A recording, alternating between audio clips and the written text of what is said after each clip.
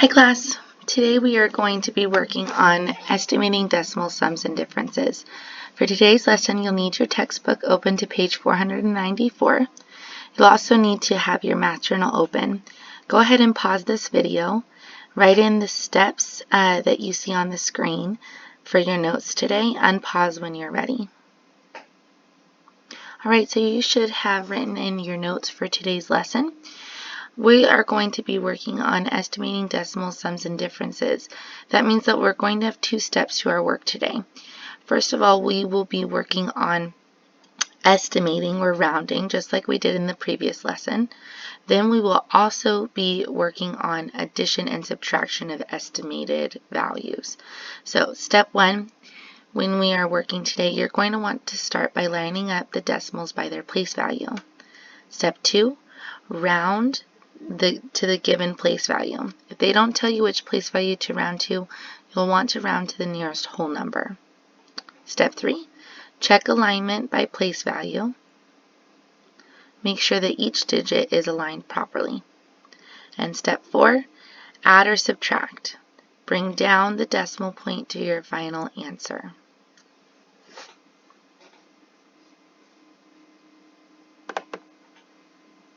Here are some sample problems for you to check out.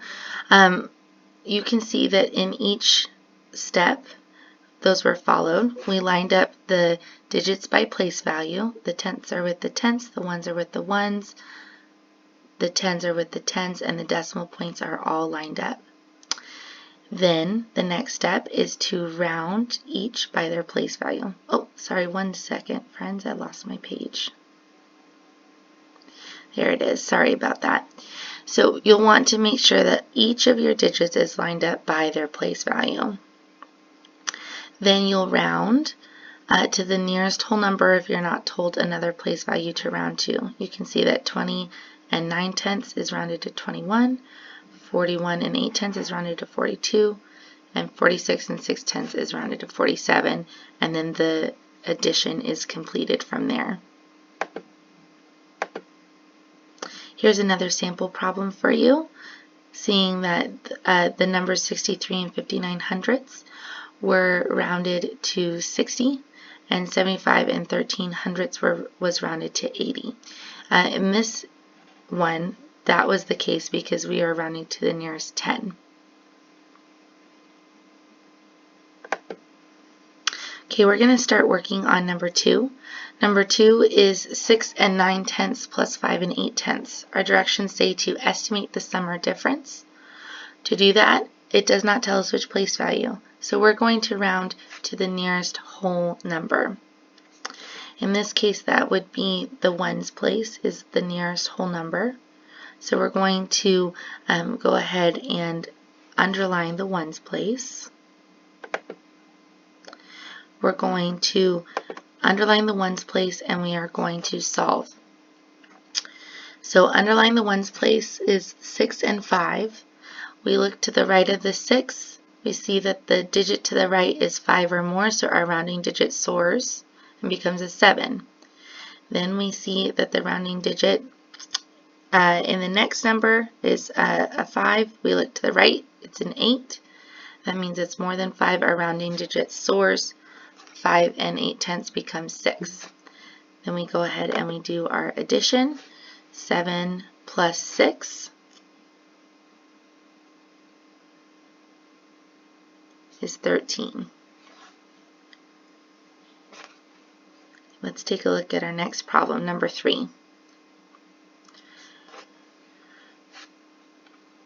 Number 3, we have 48 and 78/100 minus 23 and 92/100. Our directions say to estimate the sum or difference. To do that, we're going to round to the nearest whole number. The nearest whole number would be the ones place. So go ahead and underline the ones place in each number, which would be the 8 and the 3. Look to the right of each digit. 48, rounded to the nearest whole number. I look to the digit to the right of my 8. I see that the 7 is 5 or more, so my rounding digit is going to soar and become a 9. I copy everything before. my rounding digit, so that's just the 4. Then my rounding digit soars up to a 9. Everything else turns into a 0. However, since that is just a decimal point and 2 extra zeros, I'm going to leave that off when I am estimating my answers. I'll show you a couple where we leave it on, but it really will make your life easier if you leave it off. Okay, looking at the next number, 23 and 92 hundredths rounded to the nearest whole number is going to become 24. We're going to then do our subtraction. 9 take away 4 is 5, and 4 take away 2 is 2. So you see that our total answer is 25. If we were to add those zeros and decimal points on, this is what it would look like. We would have left the decimal point and the 2 zeros onto our estimated answers, and then we would have just needed to have that in our final answer as well. So that's why I said it's best when we are estimating to just leave the extra zeros and decimal points off, because they don't actually have a value that's going to change our total answer. When we do that, we'll want to make sure we bring the decimal points straight down. This is different than multiplication, where we needed to count the total digits behind the decimal point. In addition and subtraction, you bring the decimal point straight down because you have it all aligned by place value. Okay, let's keep working. We're going to continue on number 4. Number 4 is $84.54 plus $15.97. We're going to estimate by rounding to the nearest whole and then adding together. I see step 1 is to make sure that each of my place values are aligned. My tenths are with my tenths, hundredths with hundredths, ones with ones, tens with tens, and decimals with decimals. Then for today's lesson, we are rounding to the nearest whole number. So I'm going to underline that place in both numbers and look to the right of those digits. My rounding digit for the first number is the ones place, which is a 4. I look to the right, which is a 5. That's going to make our rounding digit soar up by 1. I copy everything before my rounding digit, which is the $sign and the 8. My 4 becomes a 5. Everything else turns into a 0. I could leave that off or leave it on. I'll show you once leaving it on. Okay, next number, 15 and 97 hundredths is going to round up to 16. I copy everything before my rounding digit, which is a 1. My rounding digit is going to soar because of that 9, so it becomes a 6. Everything else turns into a 0. Decimal point, we'll want to make sure that we keep it where it is for this problem. So taking a look at this now, I have chosen to write out the decimal points and the 2 zeros behind it, so I'm going to want to make sure I include that in my answer. I could have also just completely left those decimal points and extra zeros off, and if that were the case, we would be able to just do $85 plus $16, which would have equaled $101, which is the same thing as the answer that we got. So when we're estimating and rounding today, you're going to want to actually just leave those decimal points and extra zeros off. It will make your life a lot simpler, but just know that tomorrow things will be a little bit different when we are just adding and subtracting decimals without estimating first. Okay, here are a couple problems we're going to work out. Number 8, 3 and 8 tenths minus 2 and 5 tenths. Just like before, we're estimating the sum or difference. We're not told what place value to round to, so we're going to round to the nearest whole number. I look to the right. If my If the number to the right is 5 or more, my rounding digit soars. If it's 4 or less, my rounding digit rests. So in each of these, my rounding digit is going to soar. So my 3 is going to become a 4. Everything else turns into a 0, so I'm going to just leave it off because it's just a decimal point and a 0. My 2 and 5/10, I look to the right of the 2. 5 makes the 2 soar up to a 3. Everything else turns into a 0. Since I'm just left with a decimal point and a 0, I'm going to leave that off for estimating.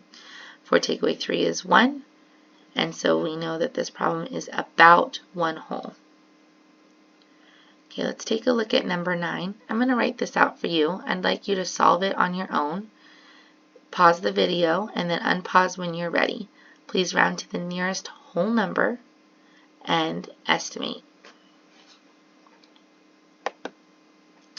Okay, so looking at this, you should have rounded 5 and 6800ths up to a 6. 2 and 1900ths rounds down to 2. And so we have 6 take away 2, which is about 4. Let's continue working on number 10. I'd like you to solve this one on your own as well.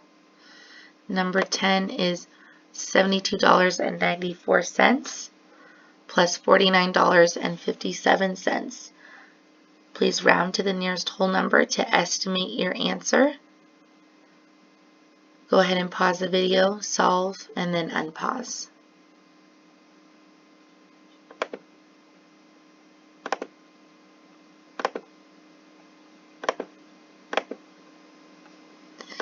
Alright, so you should have found that $72.94 rounds up to 73. $49.57 rounds up to $50. So we get a total answer of $123.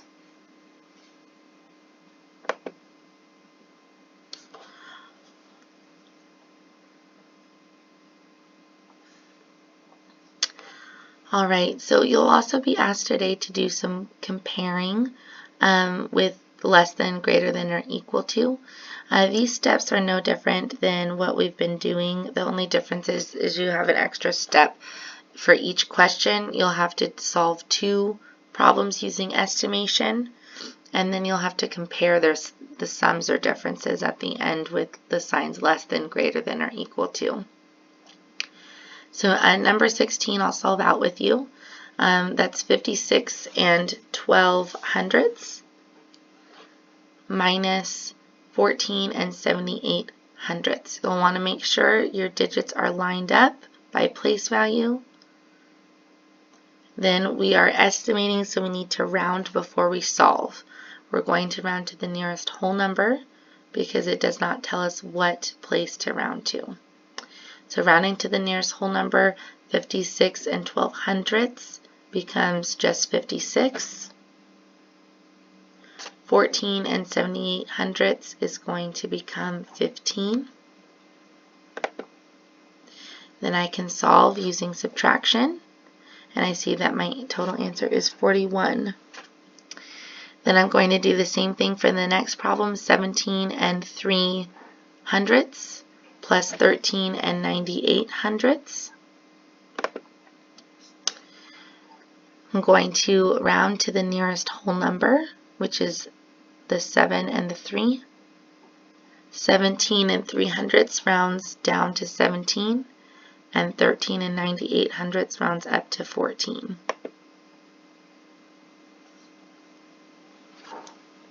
Then I can do my addition.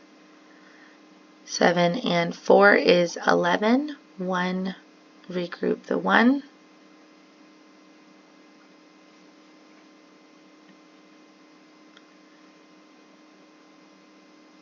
And 1 plus 1 plus 1 is 3. So my estimated answer is 31. So now, because I've been asked to compare these two, I'm going to write them side by side with a comparison circle in the middle. I can see that 41 is greater than 31, so I'll write that greater than sign.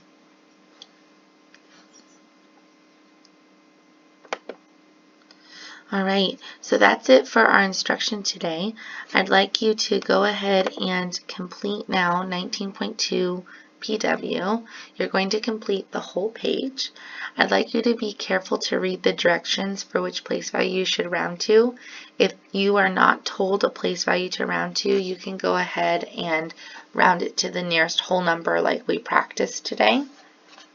Also, please make sure you're solving your problems on a separate piece of paper.